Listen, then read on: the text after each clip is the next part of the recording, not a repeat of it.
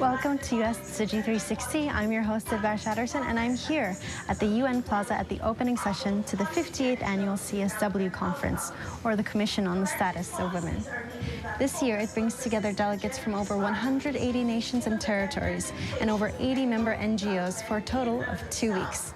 They'll tackle this year's goal, gauging the roadblocks and successes for women in achieving the Millennium Development Goals. But what are those goals, also known as the MDGs? They form an 8-point plan that outlines specific targets in the areas of poverty, education, gender equality, and so much more. So over the next 2 weeks, representatives from around the world will put the MDGs under the microscope. So come with me as we see diplomacy in action at this year's CSW.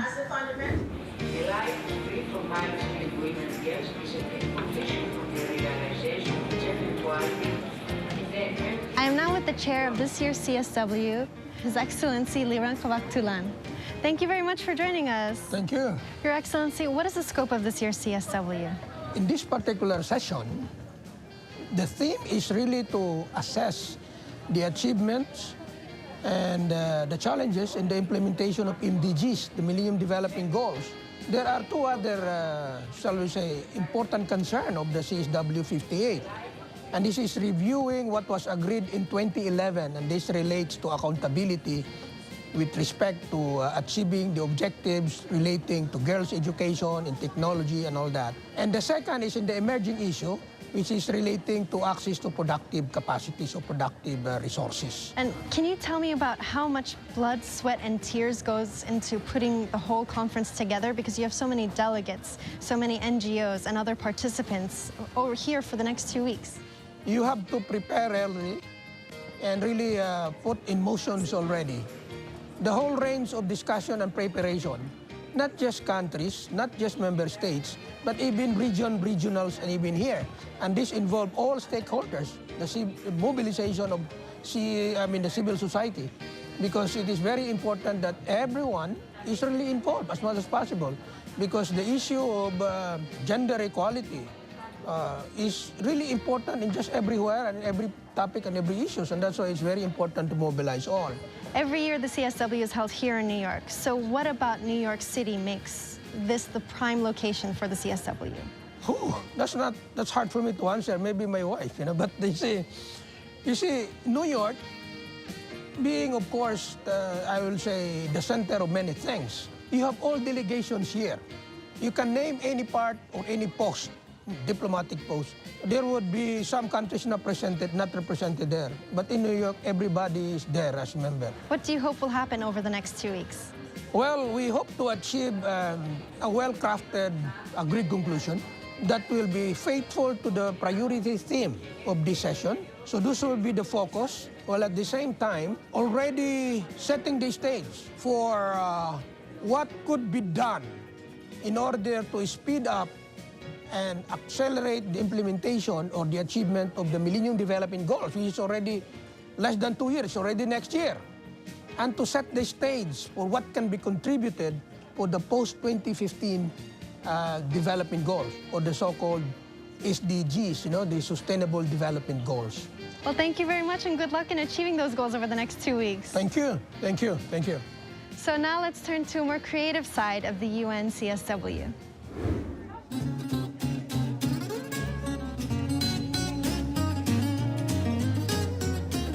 I'm here now at the Church Center as part of the Artisan Fair, part of the CSW. It's hosted and organized by the NGO Committee on the Status of Women, and you have over 15 booths of NGO members who are selling the goods that are made, where the proceeds, 100% of them, go directly to their organizations and help fund their efforts. So if you're curious to see what they're selling, let's take a look.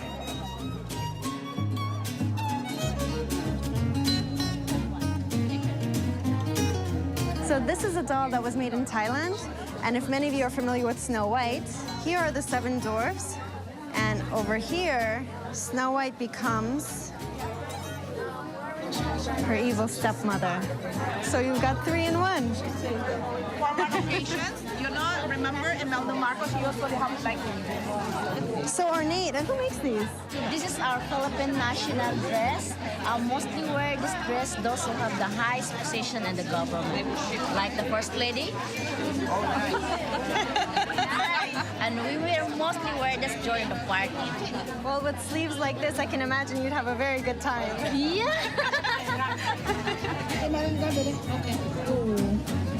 So these are bowls made from South Africa that are made of telephone wire. This one takes about 1 day of work. This one takes about 2. This one, 3. And these big ones over here, 5 days, all by hand. So right now, I'm here at the Tsuji booth at the Artisan Fair, and they're selling a number of their goods that they sell usually in the Jingsu bookstore and cafe. So here to tell me more about that is Jennifer. So we have our soaps, we have our liquid soap, and we also have our cookies and our tea as well. All of these are actually made by our volunteers, or like our tea, they're taken care of on the tea plantation by our volunteers. And how are sales going this morning? I think they're going pretty well, actually. We've had a great number of people coming through.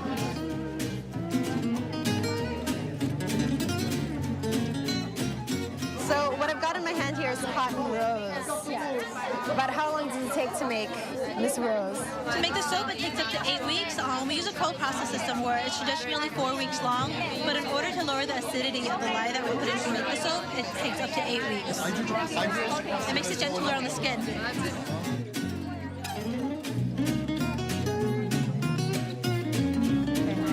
So let's go see something else. This set for the table for put plate and eat, made by women in Cameroon. Can you explain the design at all? Yes, this used to be like money in my tradition. This design, they used to be like a coin. So if you use this on your table, you'll be rich. Yes, yes. What is the difference between this kind of weave and this kind? This is coming from our village, Bangulap in Cameroon, Western. What is the name of this material? Pie.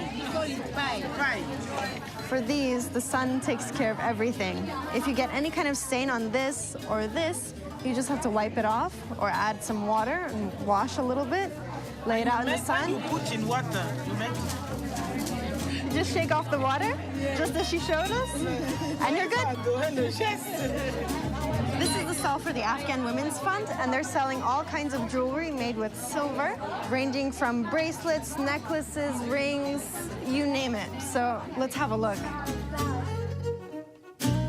Can you tell me about the goods that you're selling here? Some of the stuff are made by the women that we teach and train. We open classes for them, they learn, and then they make stuff, then we sell some of them for them. The money will go back to our project in Afghanistan. We built schools, we have built 11 schools so far. We have done wells, clinics, literacy classes, vocational trainings, and giving school supplies, computers, solar system. We are a non-profit organization, 100% volunteer.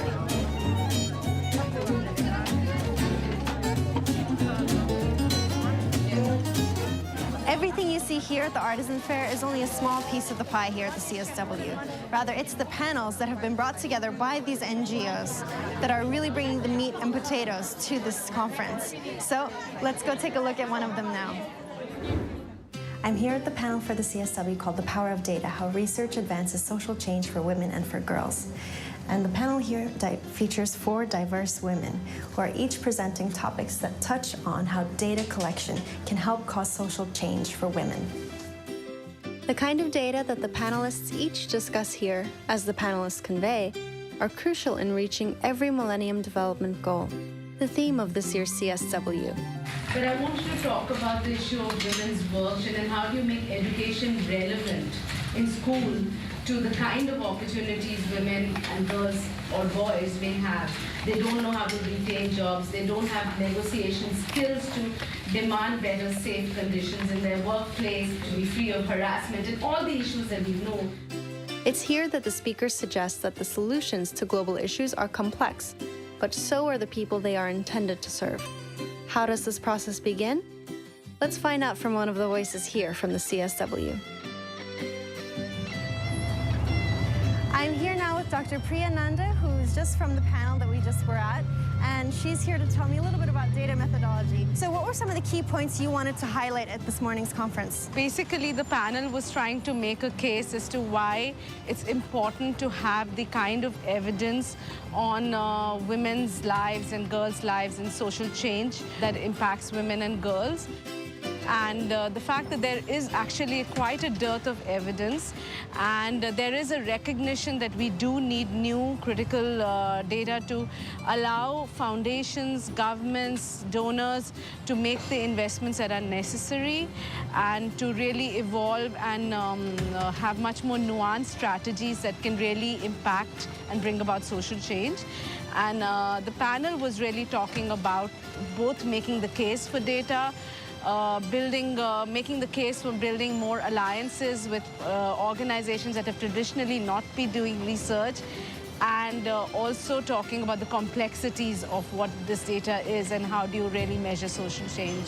So, of course, many of the NGOs rely solely on donations. So, of course, what kind of information would you say that donors are looking for specifically? You know, we already know that we need to invest in women's and girls' programs. I think donors need to know what are the best strategies, where should we invest, how do we know what we are investing in is really bringing about a success and impact. And our role is to really help them refine and understand what success is, but also bring out the fact that success is not linear and it's not unidirectional and it's not easy to measure social change. That, you know, you might be able to capture data in a few indicators, but it still invisibilizes a lot of complexity of change in women's lives. So that on one hand, you may be able to improve and impact certain indicators, but on the other hand, there might be certain things that don't shift so easily, especially when we talk about issues around women's empowerment, gender-based violence. So I think while donors are interested in looking at specific indicators and specific stories of impact, our role is to kind of both provide that evidence but also provide the nuances and the complexities around that evidence. The other thing is that the big challenge is the time frame. Often funding is for 2 to 3 years, but social change, as you know, doesn't happen in such a short period of time. So it's also kind of advocating for more longitudinal studies, for programs and for data systems that allow more long-term measurement rather than short-term measurement. But then if you do have short-term measurement and short-term indicators, what are the best ways and what are the best indicators that will measure that if you've achieved this in the short term, the possibility of achieving long-term impact is there. And how can one practically go about perhaps teaching or instructing certain NGOs that are not analyzing or looking at any kind of data? The idea is not to empower them to start doing it themselves, but to really bring through donor alliances, through funding, the much more effective partnerships between those who know how to do the research and those who need it and need to understand what this research means to them. So I think the issue is of translating the research and evidence to our grassroots partners rather than having built capacity of everybody to go and collect data, because obviously this is also a very specialized role. So I think it's more in terms of learning to connect and understanding what they're doing and how it can be put into a measurement frame and what are some of the things they can set up as programs so that it really helps the researchers understand the impact of the program. So ultimately, what contribution can the data collection and methodology bring to improving things for women and girls? We need the evidence to make the case for much more investment. I think what we are investing is still a drop in the ocean. And lastly, I think the role of data is also to advocate for more effective programs and policies, to really bring out the complexity that certain things are not getting enough attention. And therefore, we need more investment. For example, while girls might be going to school, is it enough that they go to school, or do we really want to understand what is the learning environment?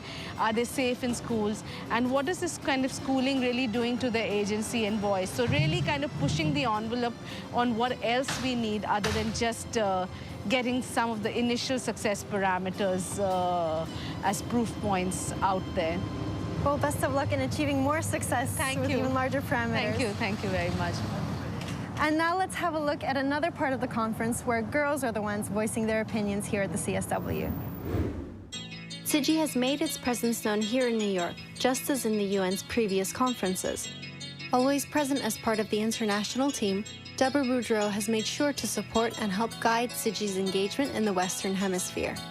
These included trips to Rio de Janeiro in Brazil, where the Tzu Chi team introduced the concept of the 80-20 diet.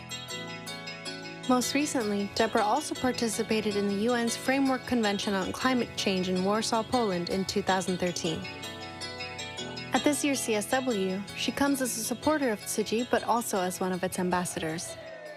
I'm very, very pleased to be joined by the Executive Vice President of the Tzu Chi Foundation here in the U.S., Deborah Boudreau. Thank you very much. Thank you. It's lovely to have you with us. Same here, same here. So the last time we saw you with 360, you were in Poland for the UN's conference on climate change. And now you're here for the UN CSW. What about this particular conference, because the UN has, of course, so many, that is important that Tzu Chi join? CSW is very important. CSW means Commission of the Woman, Commission Status of the Woman. And Tzu Chi, Master Zheng Yan formed the committee in 1966. We are a grassroots. We started from 30 housewives. It is a very symbolic, historical movement. That's the mission driven to bring me continue. This is my 5th year to come back. You are one of the people in Tzu Chi who meet with organizations of all kinds, and you participate particularly with the UN's events, like I mentioned before. How can you present Tzu Chi's ideals to the rest of the world in this way? CSW has a very nice environment to set it up. There's so many different caucus, like Asian caucus, Latin American caucus, African caucus. Tzu Chi, we have so many programs around 5 continents. It is the best time for us to be here to voice out what we are doing. When I say voice out, it's we try to share what currently we have done or we are planning to do in those areas. So through the caucus, we can share master's teaching. We can spread the seeds of love. Being one of the female decision makers of our organization, what does the CSW mean to you? CSW in general maybe is very strong advocacy environment, but they open the door for your participation. So as a woman, especially as a leadership position, we need to be working, collaborate with various agency women around the globe to share the same mission, to share the same care and love. And what do you also feel are some of the major challenges that are faced by some of the volunteers of the Tzu Chi Foundation? That is a very good question. You know, through the caucus, I remember the first year when I joined the caucus, I don't know how to express myself. And I'm kind of timid because we have cultural barrier, we have language barrier. But now more and more and more every year, I will never shy to voice out. So same like even me has a lot of opportunity to interact with various country representatives, need times and courage to speak it out. So this kind of platform is a very good resources for us. One way to improve ourselves and build it up our capacity to collaborate with other agencies. The other way is also for us to invite people to know who we are and how we can become partners. And as a female leader here, what do you hope to inspire through the participation in the CSW? CSW can expand your personal horizons. A lot of time through the communication, through the daily caucus, you set a goal. You have a goal, you have a mission, and you join as the process goal. And when you do the process, the final day, the last day, you have to present the team consensus. The team consensus is available, then we have to present a written statement to the United Nations, to the UN Women. And then you have a place to show your team efforts, the outcome. And those outcomes can be valid through the UN body and then can become a written statement. And you can see the execution plan. So you can see from A to Z, you participate the process within 2 weeks and you build it up the team capacity. We don't know who we are. We don't know who coming from various caucus, but everybody have the same mind and heart. We need to deliver our message. our voices need to be heard, and we need to be part of the process. That's the beauty. So this year, how does CIGI plan to contribute to the theme of this year's panel, the Millennium Development Goals? This year, we focus for several areas. We touch about health, we touch about education, we touch about food, we touch about waters. The subject is life of the hope. In the UN CSW 58, the main subject is woman and girl shape the future. This time, we have a very strong breakthrough, never happened before, is we're going to have a live teleconferencing with Philippines. 2 Philippine sisters, they cannot get a visa on time. So we don't want to give up the opportunity. So we're going to set it up a video conferencing, even though in here they have no political background, they have no government capacity, but we open the door. We reduce the capacity for time zone, geographic, space. They can be part of the system. This is the best way to present women and girls to shape the futures. So we overcome a lot of challenge, and that's the direction. That's the way we want to bring everybody have equal right. Equal right to share master's teaching. Equal right to share. After you share your compassion, you change your life. You change your friendship, you change your environment. So that's the opportunity to present it today. Well, good luck in overcoming all of the challenges here at CSW. Thank you for giving me the opportunity. Oh no, Ganan. And thank you to everybody. And now let's head over to the march.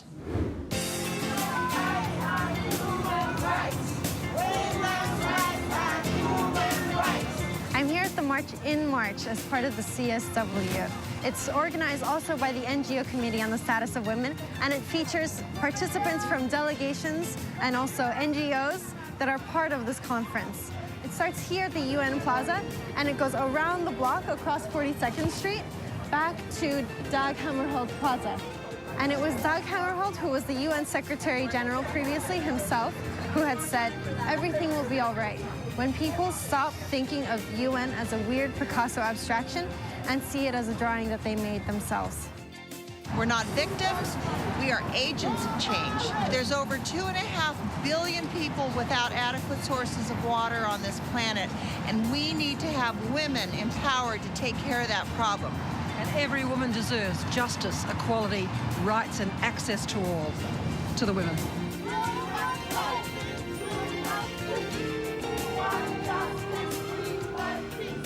So it's here at this year's CSW that women are making the change that they want to see, and they are presenting the ideas that they want to propose to the rest of the world. And next week, we'll see how CIGI has made its splash here at the UN CSW. And I'm Deborah Boudreau, and I'll see you soon.